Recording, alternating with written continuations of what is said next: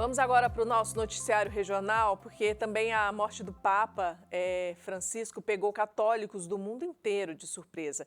Aqui em Goiânia, claro que não foi diferente, e a repórter Isabela Mendes preparou uma reportagem para mostrar como os goianos receberam a triste notícia da morte do primeiro Papa latino-americano da história.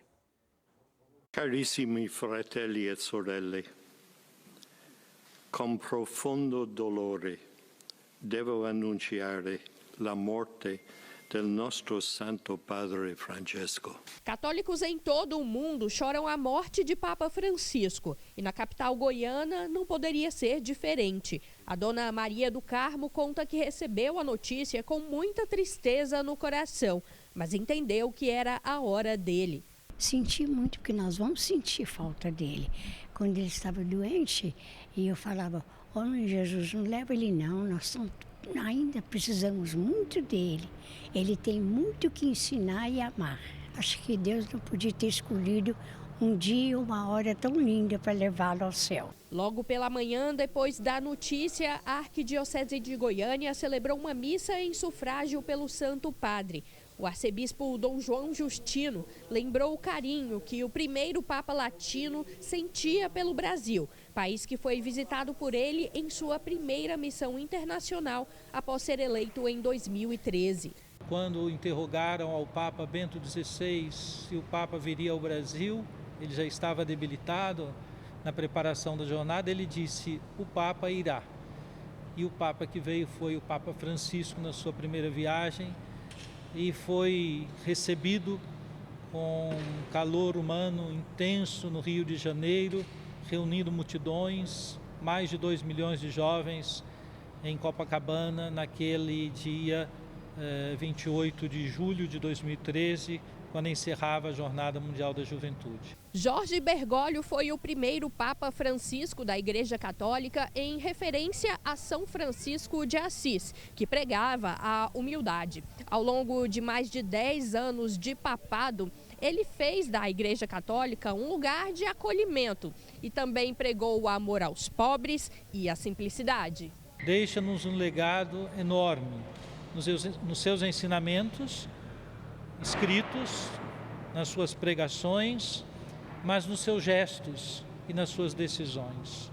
Um Papa que mostrou, sobretudo, a proximidade, uma palavra muito constante nos seus pronunciamentos, a cultura do encontro, a cultura da ternura, e ele manifestou isso de modos tão visíveis que os meios de comunicação puderam colher ao longo do seu pontificado. O cientista político Wilson Ferreira explica que, com o falecimento de Francisco, a tendência é que a escolha do próximo líder deverá indicar qual posicionamento será adotado pela Igreja Católica nos próximos anos. Claro, haverá um conclave, mas nesse conclave é que os acordos internos políticos serão acionados.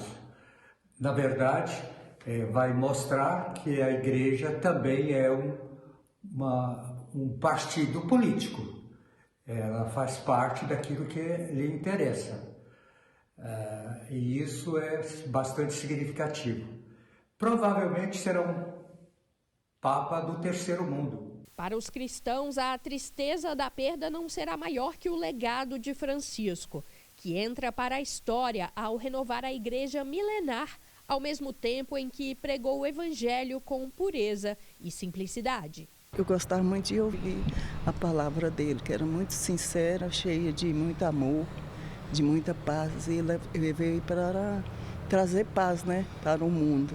Então era um padre muito generoso, sentia muito amor pela igreja, Ele era considerado o Papa que acolhia os mais pobres, os mais necessitados, E foi divulgado, inclusive, o rito que vai ser seguido a partir desse momento, em uma reunião de cardeais, foi decidido, então, que o velório do pontífice vai ser realizado no sábado, 5 horas da manhã, horário local, horário de Brasília, 5 horas da manhã, 10 horas da manhã lá. E aí é interessante a gente trazer essa informação porque, olha, 5 meses antes de morrer, o Papa Francisco aprovou uma reforma que simplificou os rituais funerários de pontífices Então, a partir dele, né, uma das alterações permite que o sepultamento dos papas ocorra fora do Vaticano, atendendo então ao desejo de Francisco de ser enterrado na Basílica de Santa Maria Maggiore.